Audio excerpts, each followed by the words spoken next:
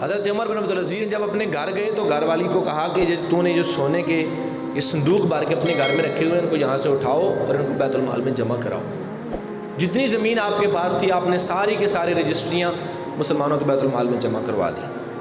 سارا کچھ مسلمانوں کے بیت المال میں جمع کروا دیا. اور حال یہ تھا گھر میں کہ آپ کے گھر کے اندر سالن پکانے کے لیے پیسے نہیں ہوتے تھے. اور آپ کی بیٹیاں جو تھیں امیر المومنین کی بیٹیاں, یوں سمجھ لیں وزیر اعظم کی, پرائم منسٹر کی اور پریزیڈنٹ کی بیٹیاں, وہ جب کھانا کھانے کے لیے بیٹھتی تو اپنی ماں سے کہتی سالن, وہ کہتی سالن کے لیے تو پیسے نہیں ہیں, تو بازار سے چند پیسوں کا کچا پیاز منگوا کر ان سے روٹی کھایا کرتی.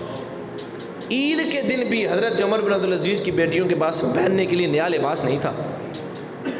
اور آپ اپنے وزیر خزانہ کے پاس گئے, فائنانس منسٹر کو کہا یار مجھے تھوڑے سے پیسے دے دو, اگلے مہینے کی تنخواہ ایڈوانس دے دو, گھر میں اور چھوٹی چھوٹی بچیاں ہیں, عید کے پہننے کے لیے کپڑے نہیں ہیں.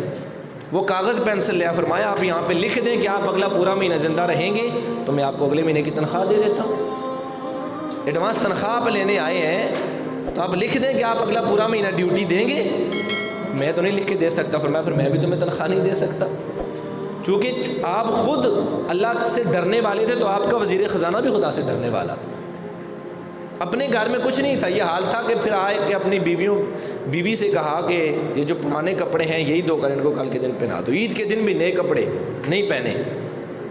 اور رعایا کا حال یہ تھا کہ 8 صوبوں کے اندر لوگ پیسے اور زکوٰۃ ہاتھ میں لے کر باہر گلیوں میں پھرتے تھے, کہتے تھے کوئی بندہ زکوٰۃ لے لو, لوگ زکوٰۃ نہیں لیتے تھے. 8 صوبوں کے اندر سے آپ کے گورنر جو آپ نے بٹھائے ہوئے تھے, آپ کے جو چیف منسٹر تھے, وہ لکھ کر بھیجتے کہ حضرت ہمارے پاس پیسہ بہت زیادہ ہو گیا, ہمارا خزانہ بھرا ہوا ہے, صوبے کا خزانہ بھر چکا ہے, اب اگر آپ کہیں تو ہم یہ پیسہ مسلمانوں کے بیت المال کے لیے بھیج دیں. آپ فرماتے بھائی میرے پاس بھی پیسہ بہت ہے, یہاں کوئی پیسہ نہ بھیجیں. اسلام کے تابع جب سیاست ہوتی ہے پھر وہ ایسی سیاست ہوتی ہے. آپ فرماتے جو پیسہ اگر بچ گیا ہے تو اس سے جو مسلمانوں کے غریب بچے ہیں ان کی شادیاں کروا دو, جو غریب بچے ہیں ان کی شادیاں کروا دو. پھر وہ لکھتے ضرور یہ کام ہوگا. پھر میں سلطنت میں تمہارے صوبے میں جتنے لوگ قرض دار ہیں نا ان کا قرضہ اپنی سلطنت میں سے بیت المال سے دے دو. وہ قرضہ بھی دے دیتے. پھر فرماتے حضور اب بھی پیسہ بچ گیا.